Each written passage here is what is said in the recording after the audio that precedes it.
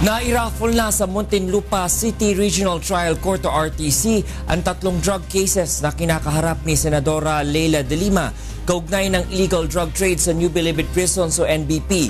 Ngunit agad namang naghain ng mosyon ang kampo ng Senadora at ipinapadismiss ang mga kaso. Ito ang balita ni Roderick Mendoza. Magkakaibang sangay ng Muntinlupa City Regional Trial Court ang hahawak sa mga kasong isinampa kay Senador Leila De Lima kaugnay ng umano'y pagtanggap niya ng pera mula sa mga drug lords sa New Bilibid Prison. Napunta ang unang kaso kay Presiding Judge Juanita Guerrero ng Branch 204, hahawakan ni Acting Presiding Judge Amelia Fabros ng Branch 205 ang ikalawa, at ang pangatlo ay napunta naman kay Presiding Judge Patria Manalastas de Leon ng Branch 206. Ngunit pagkatapos ng raffle kanina, agad naghain ng motion to quash ang kampo ni De Lima at hiniling na ma-dismiss ang dalawa sa mga kaso dahil wala umanong jurisdiction dito ang RTC. Katwiran ng kampo ng Senadora, nangyari ang mga akusasyon noong siya pa ang Justice Secretary, kaya't kung sakali mang may kaso laban sa kanya, dapat itong isampa sa Sandigan Bayan.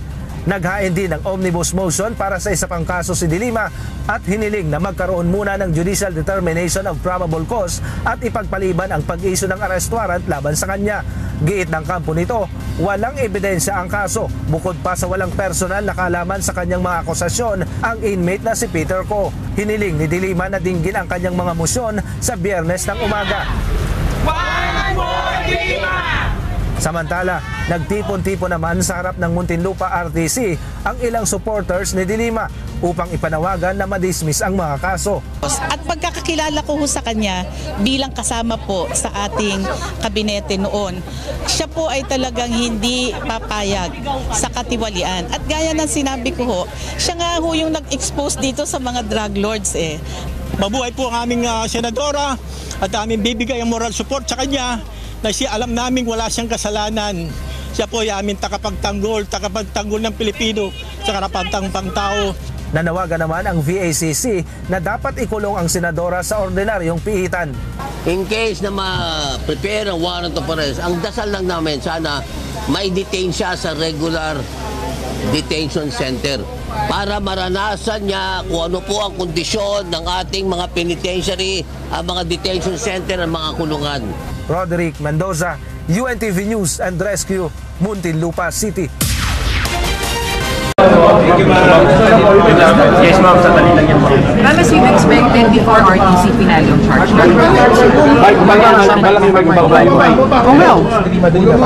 May file naman po motions ng aking mga abogado dyan sa mga korte kung saan napunta yung aking mga kaso. So alam ko ang una nilang rin-raise is a question of jurisdiction. Kasi malinaw po para sa amin na hindi dapat sa RTC, lalo na yung dalawa out of the 3 cases, na hindi dapat po yan talaga sa RTC, dapat po talaga sa ombudsman. Now, so yun muna dapat ang i-resolve nila.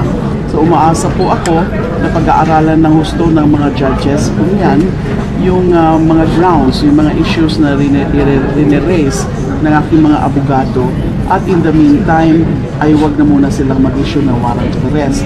In other words, isuspend na muna dapat nila kung ano man yung balak na pag-issue ng warrant of arrest pending yung tingnan muna ng husto yung mga issues na rin-raise ng aking mga abogado. Walk us through it. Paano yun? Binigay niyo yung complaint dun sa judges na may hawak mismo nung kaso po ninyo. Saan po ninyo binigay yung complaint po ng legal team ninyo about it? No. Yung mga motions na yan, I prepare yan over the weekend in anticipation of yung pag-raffle nga ng mga kaso. Now, ang alam ko, ipa-file nila yon after na ma-raffle. Hindi naman pwedeng i-file yan before ma-raffle yung mga kaso. So I'm not sure if na-raffle na siya ba? No. Alam ko po na na-raffle na, pero hindi ko po alam kung final na ng aking mga abogado yung mga motions na ipa-file nga, kasi yun ang plano. As soon as the cases are raffled to particular branches of the RTC Muntinlupa, ay isasalang naman, ipa-file naman po na aking mga abogado yung motions na naka-ready. Because ang principal issue nga pong rin-raise dito ay yung jurisdictional. Dapat ho, diniretso yan sa ombudsman, hindi sa RTC.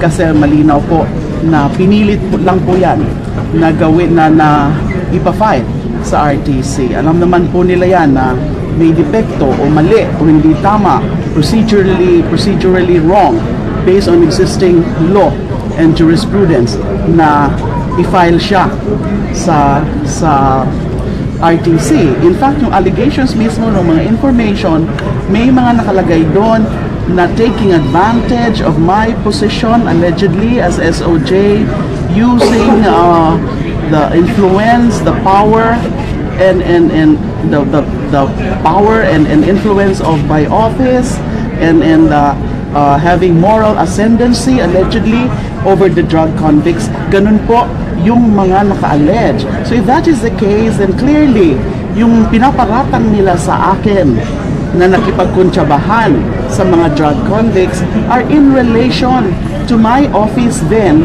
as Secretary of Justice.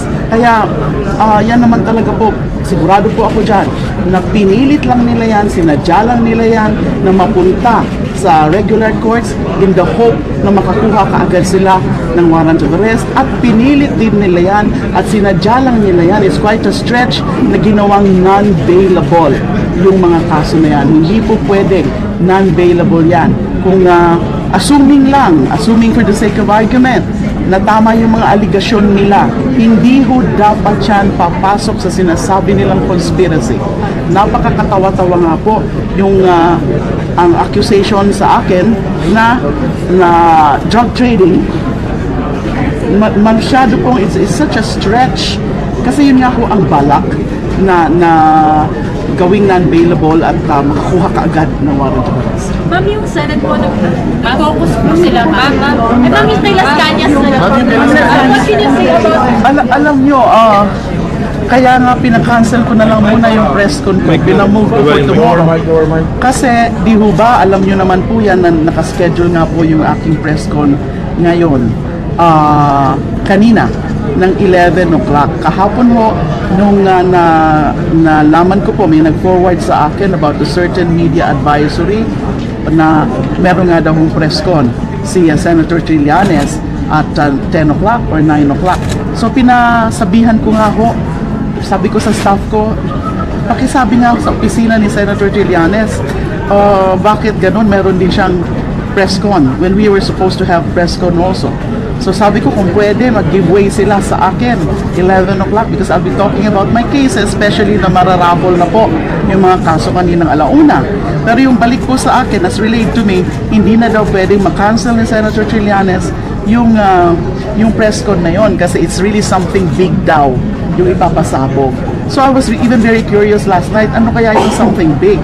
And hindi ko talaga inasahan yon. It was really such a hair-raising thing when we first, siyempre inabangan ho namin yung press con sa opisina ko. Nung lumabas ho si Las Cañas, ay talaga namang nagulat kami. It's such a hair-raising thing. Hindi ko po inaasahan na lumantad na rin si Las Cañas. This is definitely very explosive. Talaga hong dapat magkaroon mo talaga, mag-resume ng investigasyon dito. Kung ano man committee ang pwede, basta dapat totohanan po ang maging investigasyon dito. Hindi po ito kailangan ipagbaliwala na naman dahil nga po on its face, corroborative yung mga sinabi ni Las Cañas. At ang alam ko ay mukhang sample lang yun ng mga sinite niya ng mga incidents.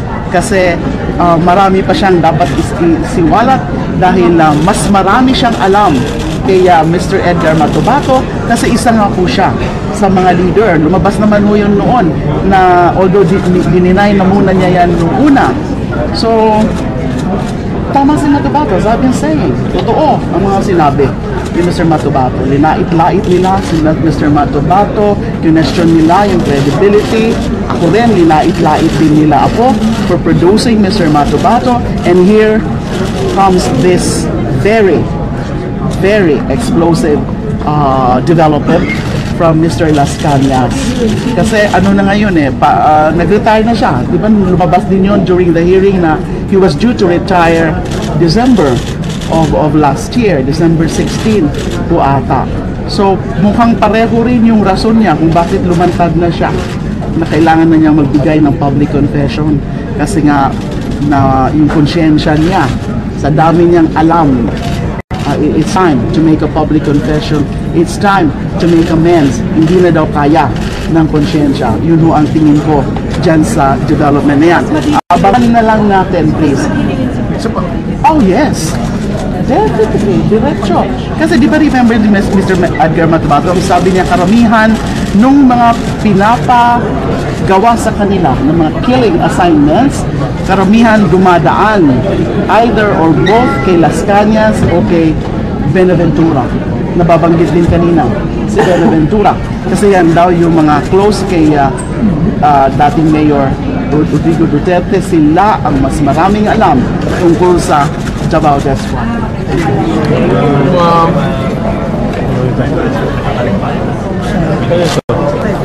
Bumalik ko. Ito kanina to.